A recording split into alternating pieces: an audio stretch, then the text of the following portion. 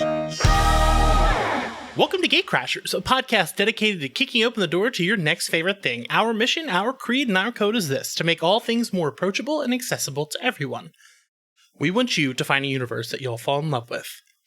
So, you might remember that brutal crime, don't you? Maybe you read about it on Twitter, maybe a friend sent you a news clip, maybe you saw it on like a Spectral Journeys that night you were flipping through channels, unable to sleep as usual. Maybe after reading the story, you wouldn't sleep again. On June 1st, 2017, 6 people were killed at a Burger City franchise off of I-80 near Jonny, Iowa. It was the bizarre and gruesome conclusion to 9 months of alleged paranormal activity at the fast food joint, events popularly known as the Burger City Poltergeist. And none of that is actually true. Today we're joined by the author of The Ghost That Ate Us, Daniel Kraus. How are you? I'm doing great. How are you doing? I'm good. I forgot to call you the New York Times bestseller. It's such a okay. cool title. Sorry. I know. You're going to be mad the entire interview now. I know it. So, I was telling you beforehand, but I want the listeners to know, I want to be honest. I went into this book not having read any summaries because I was very excited for it because I love Daniel's past work with the Autumnal at Vault and the Troll Hunters and Teddy's and things like that. So I was like, I'm super excited for this one. I'm not going to read the summary. So I was like, I know it's about a murder at a burger joint. Love fast food mythos, stuff like that. So I'm reading it and I'm sitting in my bed and I'm like, oh man, this is a heavy one. And I said to my girlfriend as I'm reading the intro, like, wow, there's some heavy stuff in this, like the opening itself. And I'm sitting here believing this story. And it took me, I don't know, about a chapter. And I was like, wait, let me Google this. And I couldn't find anything. It's like, I feel like I would have heard about this. So I emailed your editor and was like, hey, this story isn't real, right? And she goes, no, it's just like, that's how it's written. I was like, oh, well, you got me. So I just wanted to let you know that you bamboozled me. Well, that's exactly the reaction I'm hoping for. Like, the idea is to write a kind of a ghost story, I suppose, in the form of a nonfiction novel, and do it with such, kind of painstaking accuracy when it comes to the sort of factual prose and the footnotes and the captions and the photos, to make you think that, oh, this has got to be real, and then to make you kind of Google it to try to figure out if it actually did happen, because it's so specific, the idea of a poltergeist in a burger joint, that it feels like, well, who would make that up? It's got to be real. Yeah. And like as you said, like the footnotes and stuff like that, I don't typically read nonfiction. So it's like, wow, this stuff looks legit. And I'm like looking at it like, yeah, everything that he's saying here, facts. Yeah. And it's complicated by the fact that I would say at least half the footnotes are real. They're really, I'm really referring to articles that I'm citing about, different, facts. Mm-hmm. And then about half of them have no basis in reality. Incredible. So you've been on the show before, so you've already gotten our patented sandwich question. But because this is dealing with fast food, I do need to ask you up front, who is the best fast food mascot? Mascot? See, I can't think of any. There's Ronald McDonald. There's the Wendy's girl, the red hair. Mm-hmm. What else is there? There's the Burger King guy. The Burger King with the plastic face, right? He's terrifying. Jack in the Box? Is he yeah. We don't really have Jack in the Box much in the Midwest where I am, so I don't even know what that guy is. So if we're just dealing with those, there's some smaller McDonald's characters who I find intriguing. Like, I think Grimace is an interesting mascot. Like, I don't know. That was the correct answer. Yeah. Like, he's, I understand he's supposed to be a shake, which is odd. They wouldn't just make him look like a cup, but he's just a purple blob. And there's something kind of monstrous about Grimace that I've always kind of liked. Same. I actually have him on my desk. I just think he's such an interesting looking monster. Fun fact, he was actually originally evil and had 4 arms. and he would Really? steal people's milkshakes, and he like lived in a cave or something. So he was like a Hamburglar type. Yeah, he was a straight up monster that they would like keep in the basement of McDonald's. Wow. Yeah. I like that. Yeah. Listen, that's why I was so excited for this, because like for some reason I'm really into that kind of lore. And I haven't seen any other fast food horror. So this is right up my alley. Well, it's like there's, fast food is a huge part of American culture. Mm-hmm. I mean, it's shocking that it seems to have so little place in stories. Like we just sort of ignore it, but it's just, I mean, it's like I would assume most of the country, when they don't eat at home, they're eating at fast food.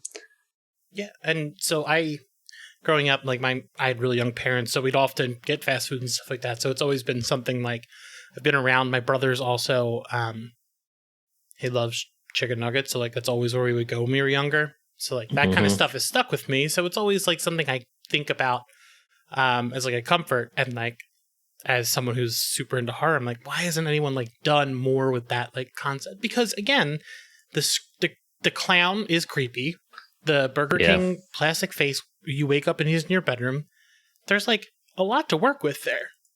Yeah, I think any restaurant mascot is inherently kind of creepy. Like the old timey, pigs that would be slicing up their own bodies on signs to sell pork. Like there's something creepy about a clown or comic-esque character advertising meat. Which is chopped up flesh. It's a weird fine line that when you suddenly turn it into a fun kids thing, there's something inherently creepy about it. Yeah. I just think no one's really taken that gaze on it until right now. So, with this being the fast food story, why a poltergeist story? Why like a paranormal ghost type thing?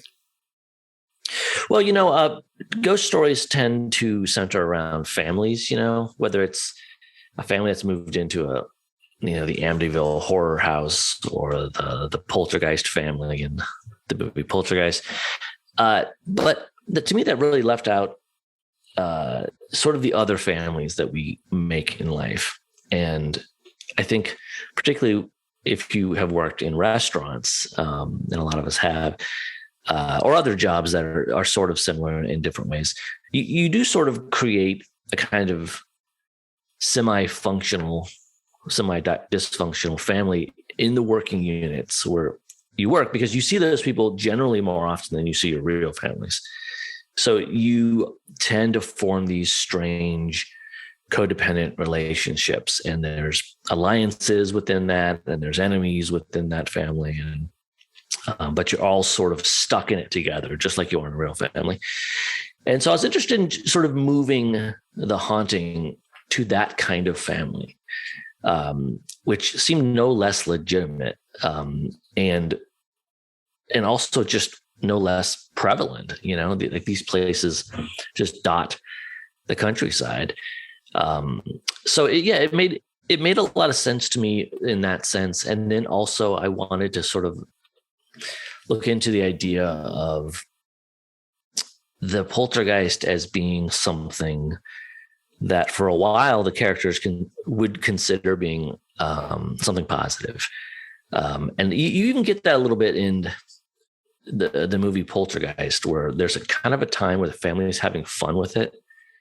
They're putting Carol Ann on the ground and she's zipping across the floor, and there's kind of a fun part. And, I grew up in the rural Iowa that I write about in this book. And there's definitely the sense of, particularly if you, working at a fast food restaurant and see no future for yourself, you can't envision what happens next. You kind of get the sense that this is it. I'm going to be stuck in this greasy fast food place forever. And there is sort of a desperation along, rural interstates on these little off ramps in these towns that are just 40 or 50 people big.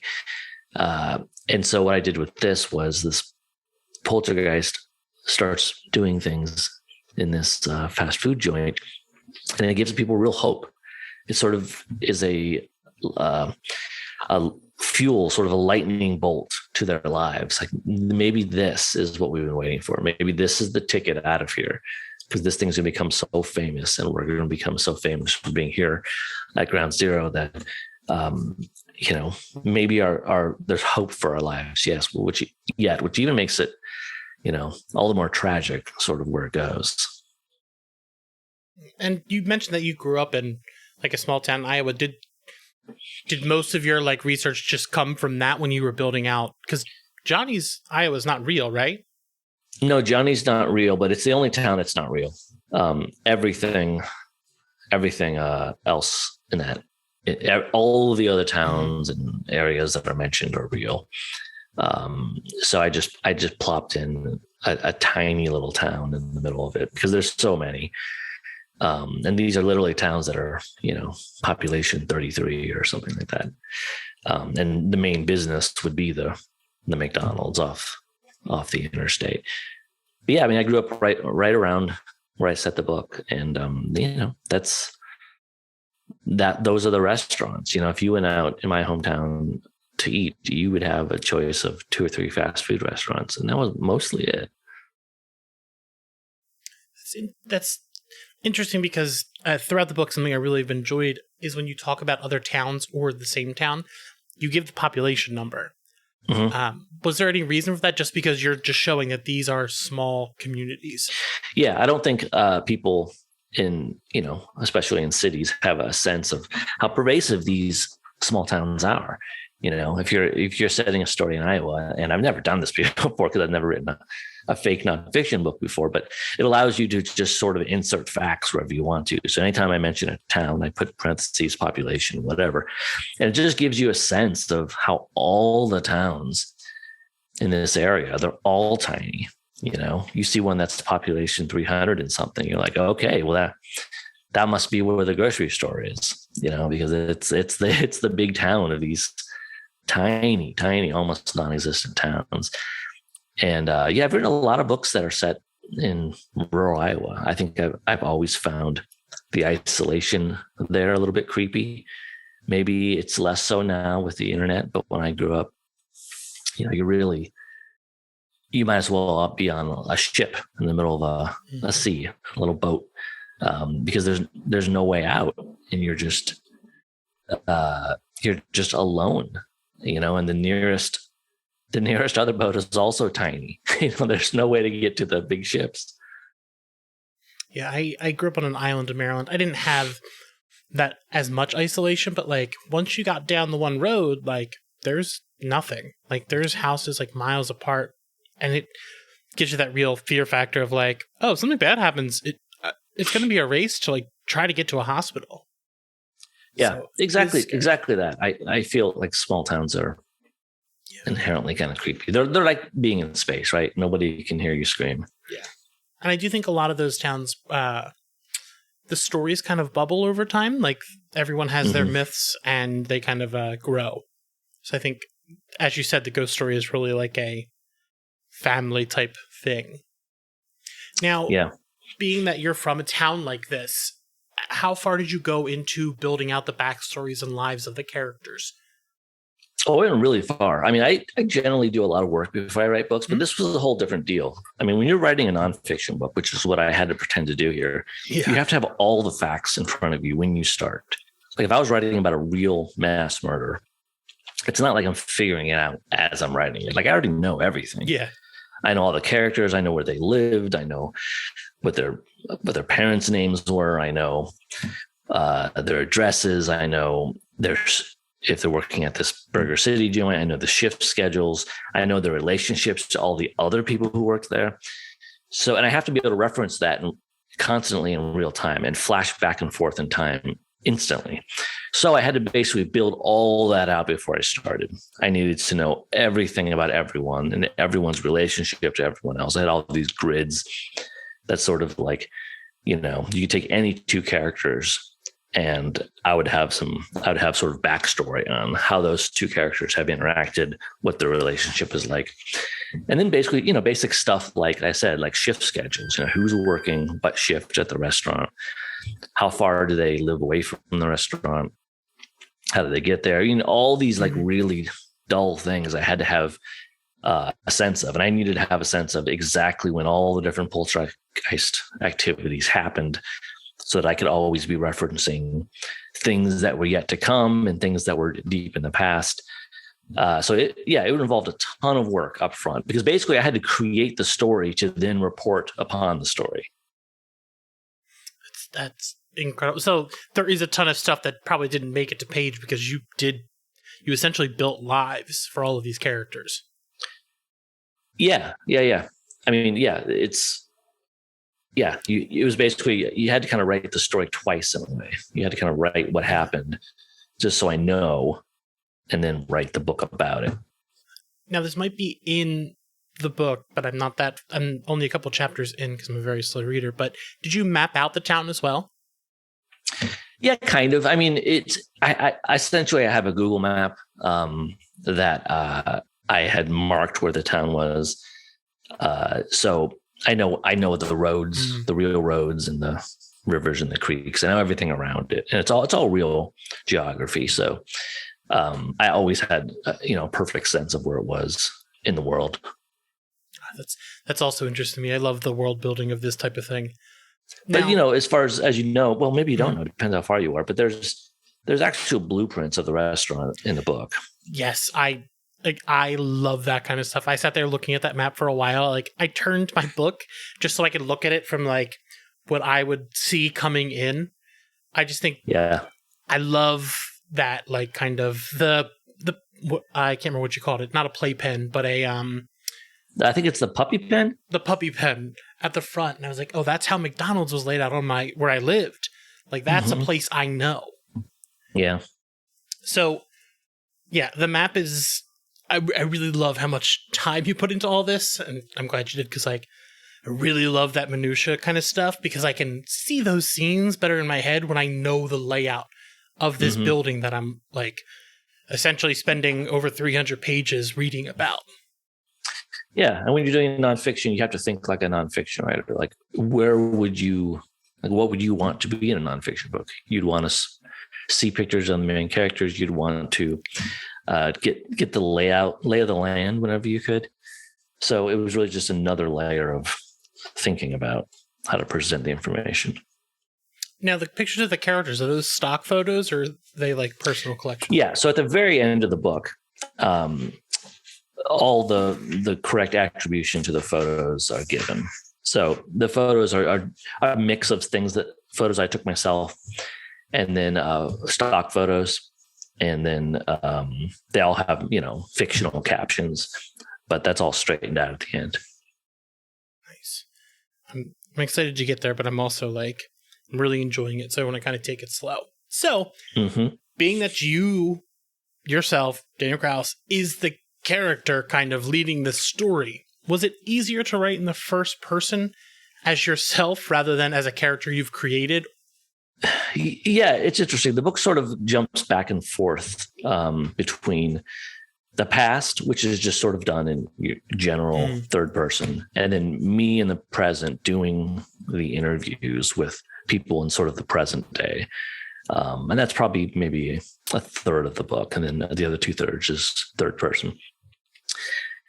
So, I mean, I definitely didn't set out to, like, when I first conceived of the book, I didn't think of myself as being a part of it, but then it just sort of made sense when I got to it. I was like, well, it's going to start with an author's note, and I'm the author, so it makes sense to cast myself as me, as weird as that sounds.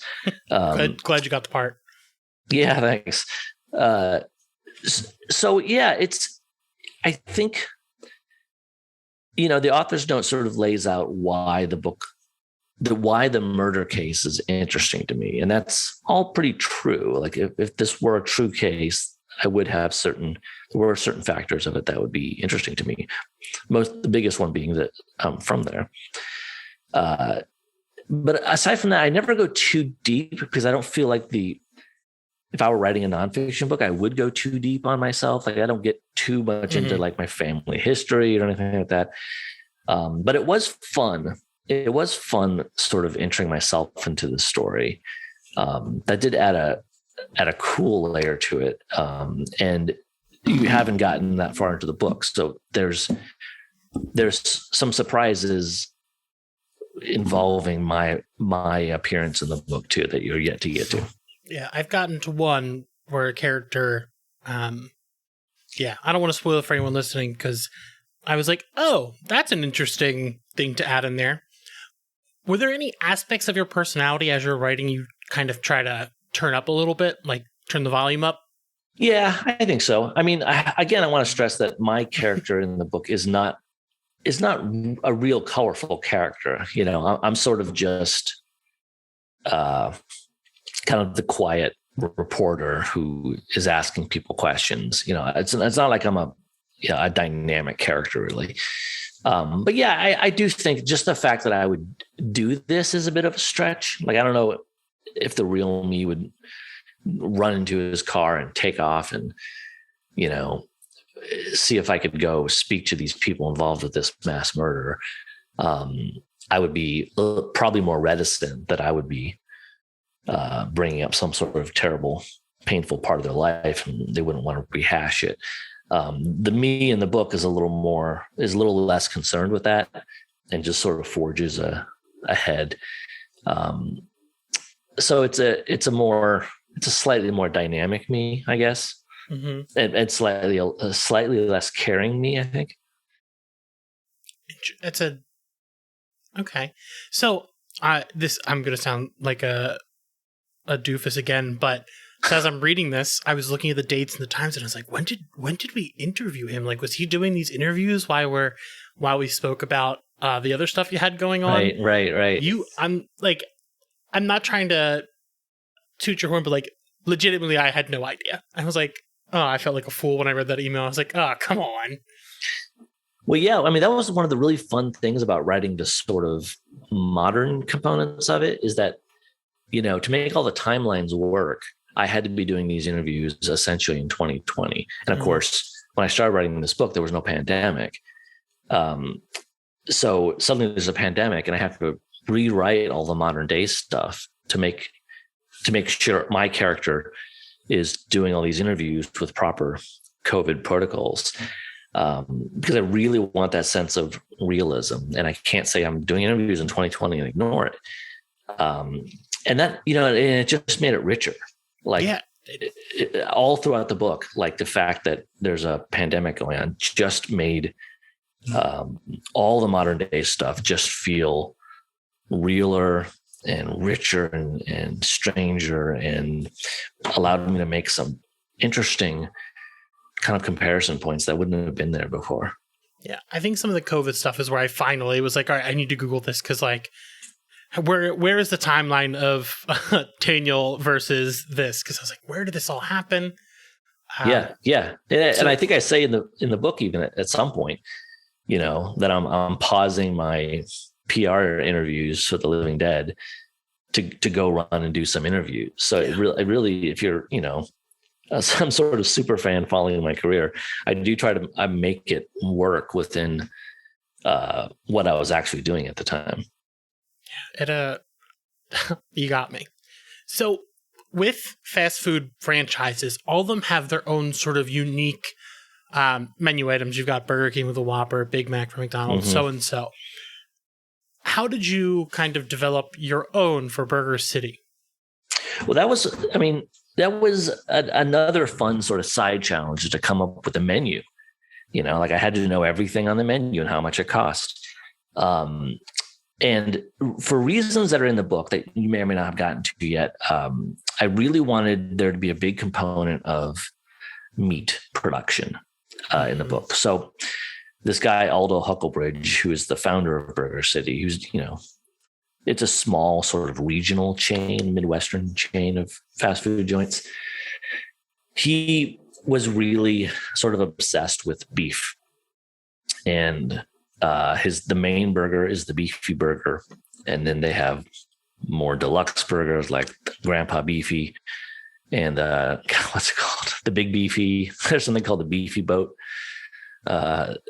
And, you know, he grew up on a farm and was part of like slaughtering animals. And there's quotes from his non-existent self-published autobiography sort of sprinkled through the book. And I like this idea that he was obsessed with the meat part of it. And so I sort of track the history of Burger City with other restaurants like McDonald's. And when they start producing more healthy, I guess probably healthy in quotes, healthy items, like Aldo doesn't want to. Like he wants to double down on the beef. Like he's convinced Americans want meat, and that's it. So really all the menu items kind of stem from that. Like, how can we be meatier? How can we have sandwiches that have meat on meat? Which leads to one of the sort of interesting theories of the book. And I don't feel like I'm spoiling it here because it's not a major part of the book, but one of the characters comes up with a theory later on in the story that, maybe these ghosts that they're dealing with aren't human ghosts, like maybe these are the spirits of all the hundreds of thousands or millions of animals slaughtered to make this, for their corpses to be defiled by this like disgusting food, and that it's all the cows and the chickens that have been grinded up, and it's their unsettled corpses that are causing all the troubles of Burger City. Like bovine ghosts. Yeah. Now, I mean, why not? Like why do all ghosts have to be humans? That's sort of self-centered of us. Yeah, it really is. I never thought about ghosts that weren't humans. Mm-hmm. Wow.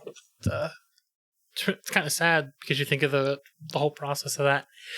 Now, the mascot for the franchise, was that something you designed yourself, or did you work with Tim Daniel from Second Rocket to develop that look that you see on the cover of the book? Yes, there's sort of two different things. In the book, they talk about the actual mascot, which is a dog named Lil Beefy. And that's separate from the logo. The logo, yeah. Which Tim Daniel did, and it's on the front cover of the book.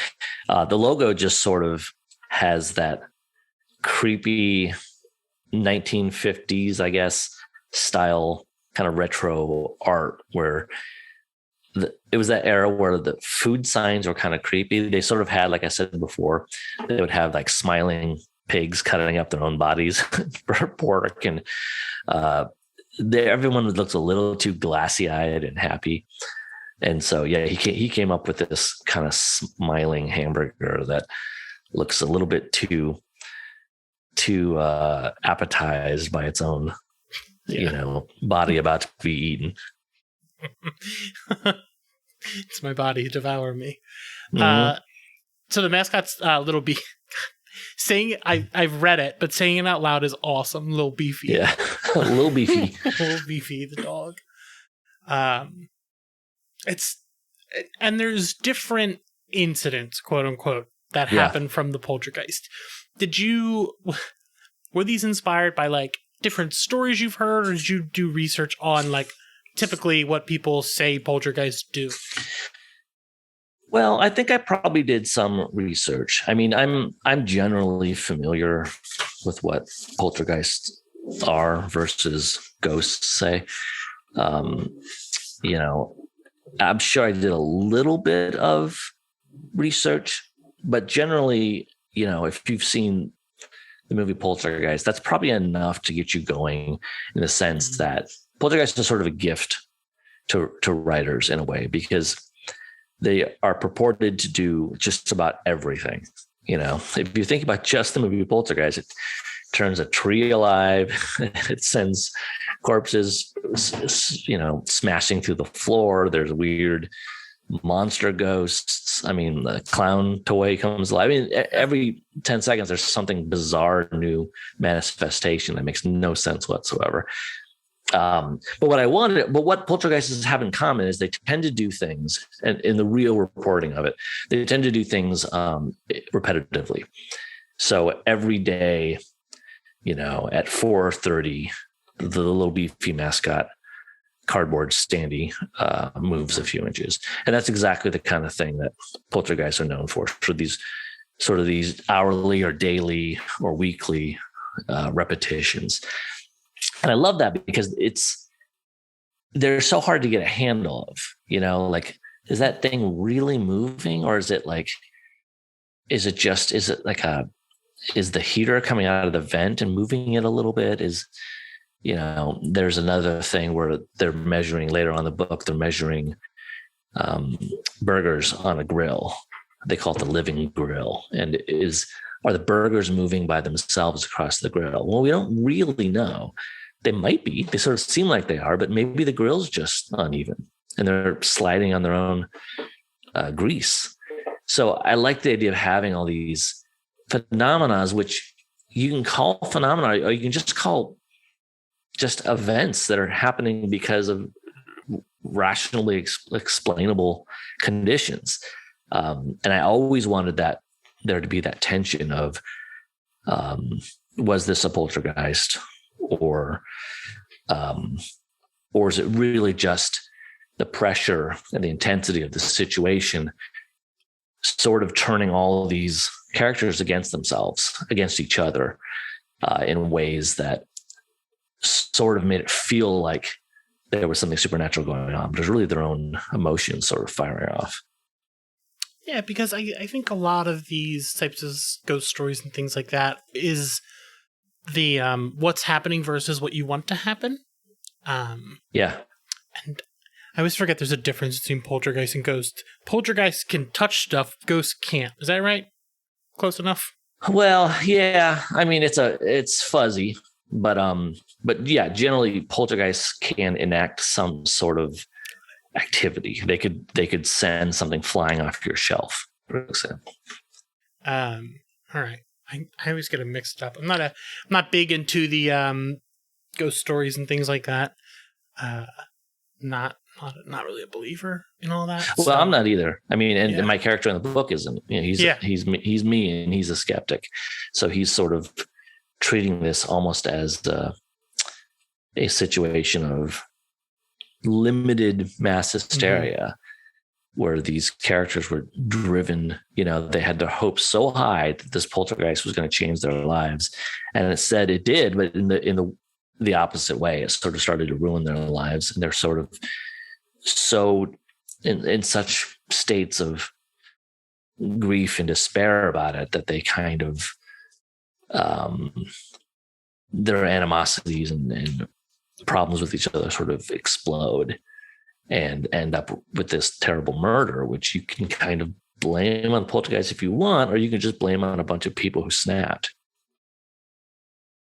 Yeah. Now, this kind of, I don't want to say it is true crime, but it has, you mentioned in the book that you're kind of walking that line of like true crime, and I typically steer away from true crime. Were there any certain tropes of the genre that you tried to avoid in your story? No, I mean, I wanted to embrace them for this book. Like I wanted to, the sort of, I mean, there's true crime as a genre, and then kind of a hanger offer of the true crime is the true paranormal books, I guess. Yeah. So those are your Amityville Horror. Those are the books written by what's their names from the Conjuring movies. The world's best grifters. Yeah. Lorraine and with the Warrens, yeah. The Warrens, yeah, that's it. Right. So, and then there's many others. So but they're essentially they're the same as true crime books. They're really just like talking to these people involved and recreating what might have happened, and they proceed the exact same way and generally have diagrams and photos and all. So there's really the same thing. And this definitely was a book that I wanted to feel like a modern true crime book. Because it's become so popular and so just omnipresent, like everyone listens to true crime podcasts and watches true crime documentaries, and it's become just this obsession that I feel sort of two ways about. And I think the book is kind of my way of sort of sort of struggling with how I feel about our obsession with true crime. Some of it, I feel like, some of true crime really does feel like it's got something to say. And I'll Be Gone in the Dark, for example, really feels like there's a really interesting story there that has commentary on sort of where we are and who we are. But then there's a lot of stuff out there that feels relatively similar to looking at a car crash. And I don't see a lot of art in it, and I don't know the purpose of it. And I have some critiques about it. And, to sort of not sound too high and mighty about it, I cast myself in the role of the true crime author.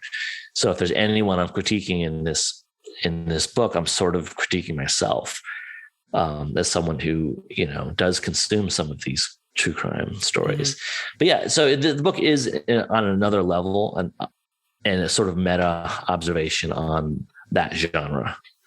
So the Daniel in the book and the Daniel you seem to be, there's oftentimes in the book where you try to make sure that us, the reader, and the characters themselves know that you're not trying to, I'm trying to think of the best word, kind of take their traumatic events and make them what makes you big. Like, mm-hmm. You're not trying to take the reins of their story and make money off of it.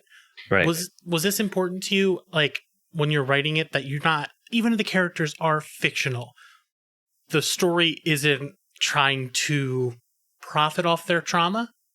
Well, that's what I'm saying in the book. Mm-hmm. But I'm also saying that the character of me in the book might not have his heart in the right place. He may say that, but he is sort of profiting off the book. He does know mm-hmm. he's got a good story on his hands, and there's a certain way he can exploit it. And it's not supposed to, it would have been easier if I would have made the fictional me more clearly duplicitous, then you could sort of say, oh, he's the kind of conniving, not true crime writer. But I wanted it to be messier than that. Yeah.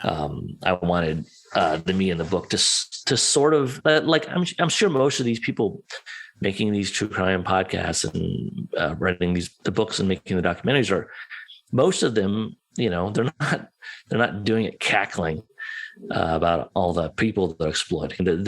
They think, they believe that they're making some sort of worthwhile art. So I definitely started from that point, but by the end of the book, I can't talk about it too much. I don't want to spoil it. Mm-hmm. You do get a sort of a more nuanced sense that maybe this wasn't the best path for me to go down as a reporter. Interesting. Now, before we get to the sort of end, I know you have another book coming out co-written with Lissy Harrison called Graveyard mm-hmm. Girls. Mm-hmm. And we spoke last time about your writing for that young readers are able to pick up, such as Troll Hunters and Teddies. This seems to be more horror specific. Now, when you write horror aimed at younger audiences, are there different fears you're trying to get at than you would with like an adult? And what do you think those are? That's a really good question. Because my first instinct was to say definitely. But, I don't know. I feel like maybe when you boil it down, the essential fears never really change. Fears of mm-hmm. being othered in some way, or fears of being isolated or abandoned in some way. I wonder if you could look at something that's, relatively frothy, like Graveyard Girls, which is, middle grade read about a group of girls who tell kind of scary stories every month in the graveyard, compared to The Ghost That Ate Us, which is a very adult book. I bet if you boiled it down, the fears really are kind of the same. I think a major fear that passes through all people, no matter what age you are, sort of loss of control. I think as human beings, we're always sort of struggling to control or to convince ourselves that we have control over what's happening. And I think whether that's navigating what happens during the day in sixth grade, or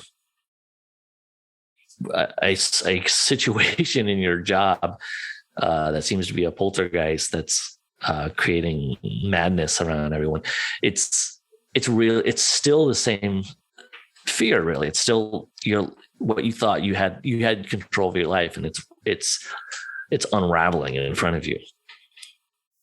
That's a really good way to think about it.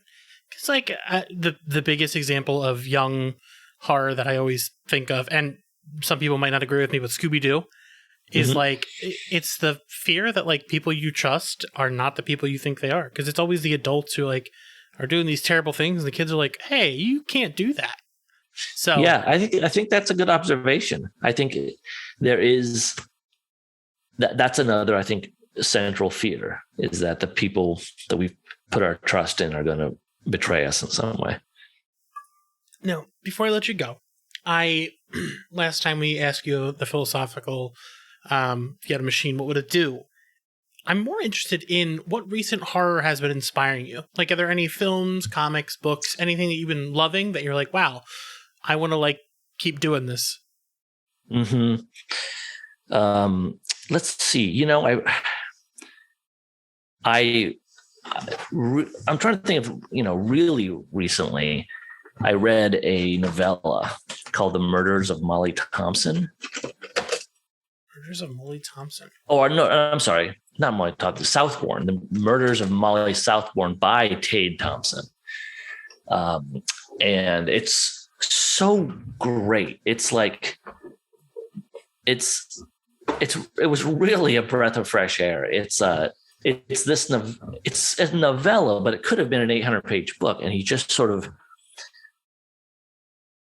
just sprints through the story in such a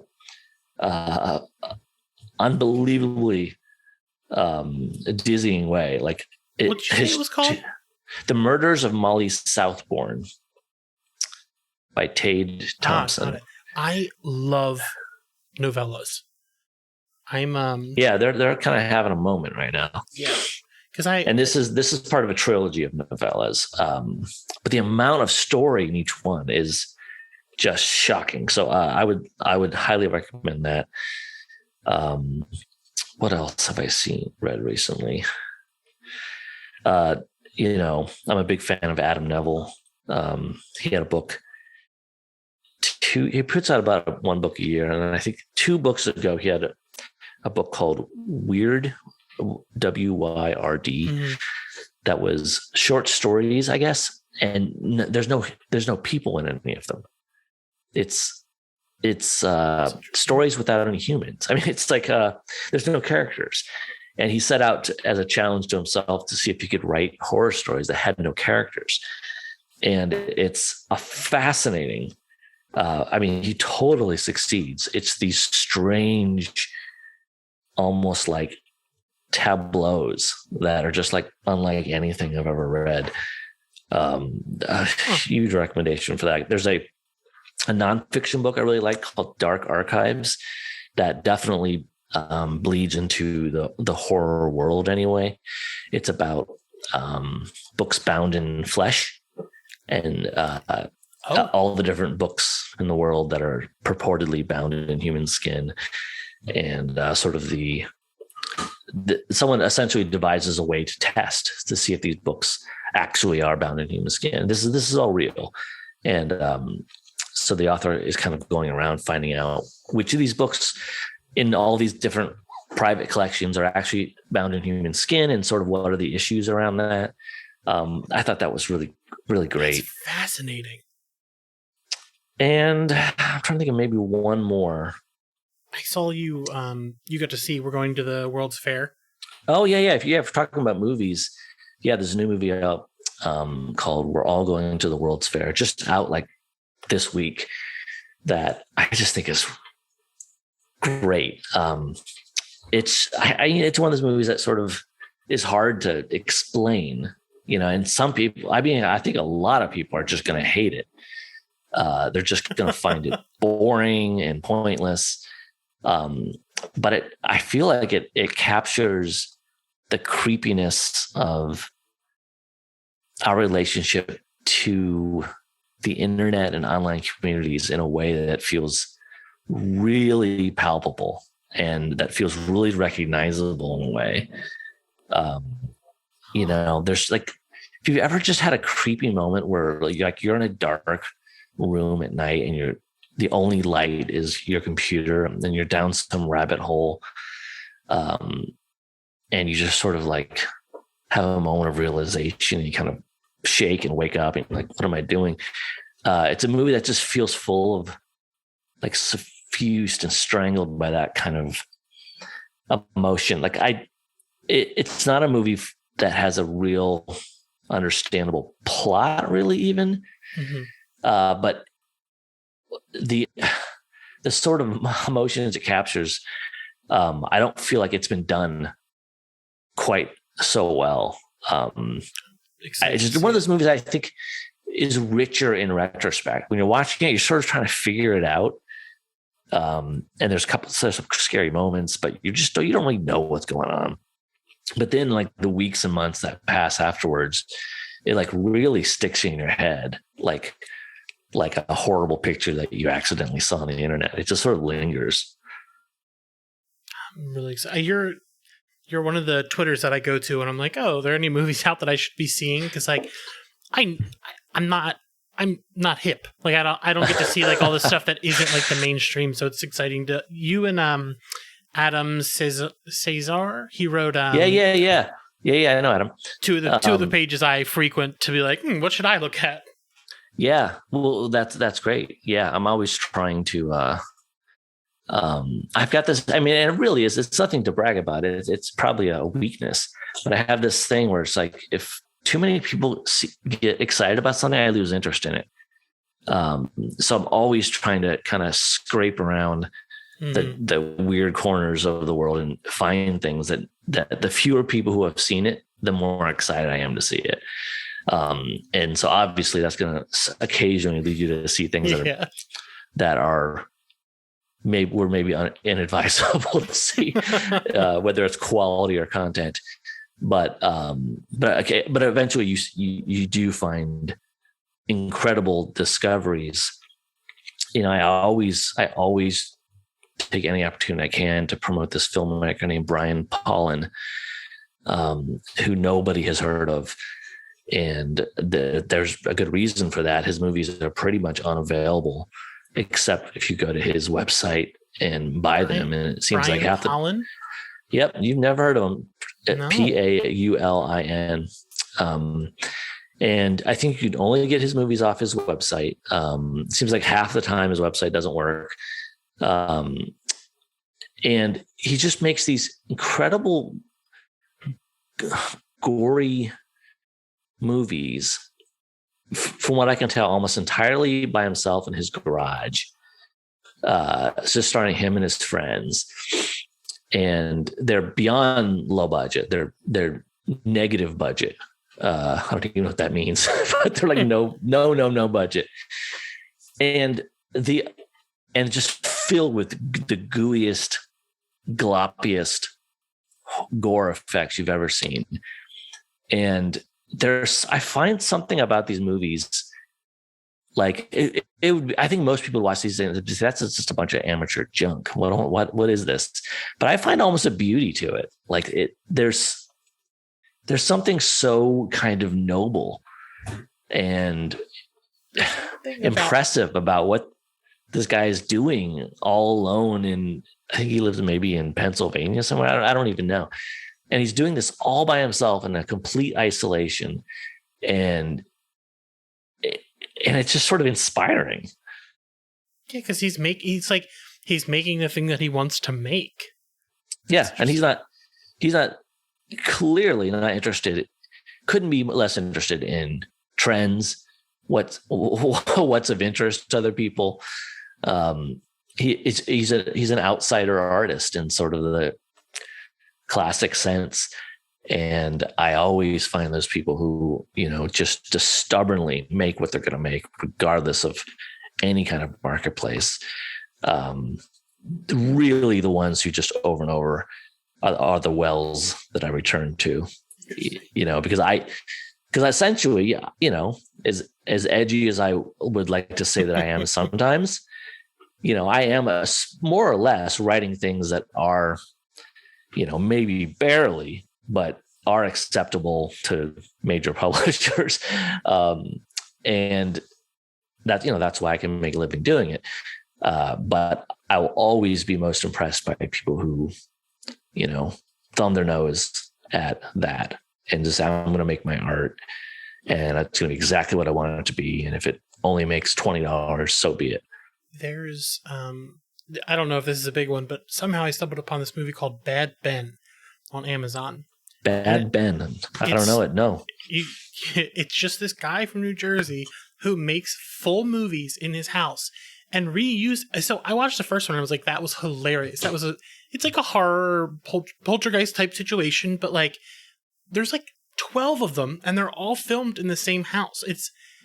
I don't know if he's just doing it. And they're some of the, I don't want to say the best horror I've ever seen, but it's just so genuinely funny because like he gets it. I hope, but they're on Amazon. If you're looking for something that not a lot of people talk about because maybe it's not the best, absolutely worth the watch. Yeah, I will definitely check it out. He's I love it. I was dumbfounded. I was like, I have to watch all of them. Yeah, so spent a lot of time watching those. But your book comes out from Raw Dog Screaming Press on July 12th. I love the name. It's just so much fun to say out loud. And this is only my second book with a small press, and that's something I like knowingly am trying to do. Like I've always published with just like random houses or whatever. But I just love, as I've just explained, the stuff I want to consume tends to be stuff on the fringes. Yeah. And so I want to try to intersperse my more mainstream stuff with wilder, and wackier things. I mean, having a name like yours, like someone who's written some of these really big books for a smaller press is like a big deal. So like, I think it's a cool thing to do. Plus, I just want to say, if they're listening, working with them has been an absolute delight. They sent your book. I don't know if anyone saw it, but it came in a package with like a caloric thing about the burger. I've seen it, yeah. It came with like a stress ball burger with the logo on it. Like, it was such a cool experience to open it. So I'm very thankful. There's really they're doing a great job, and there's really no comparison between working for a big publisher and a small publisher. There are almost no similarities. It is a completely different process. And one's not necessarily better than the other, but it's different. Yeah. When you've written, I've written 20 books or something at this point, but the main thing that I'm after at this point is forcing myself to think differently about things. And so so that I will keep pushing into new territory and never sort of write the same book twice.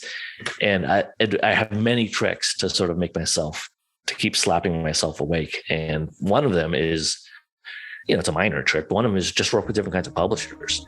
Yeah. And just the way they work is going to be so different that it's going to open up different possibilities. So, where can people find you to find your other work? Just go to danielkraus.com and that'll have all my books and all the ways to get a hold of me. Well, thank you, Daniel. You can find us at gatecrashers.fan and all social media at gatecrasherspod. We will see you next week. The Gatecrashers.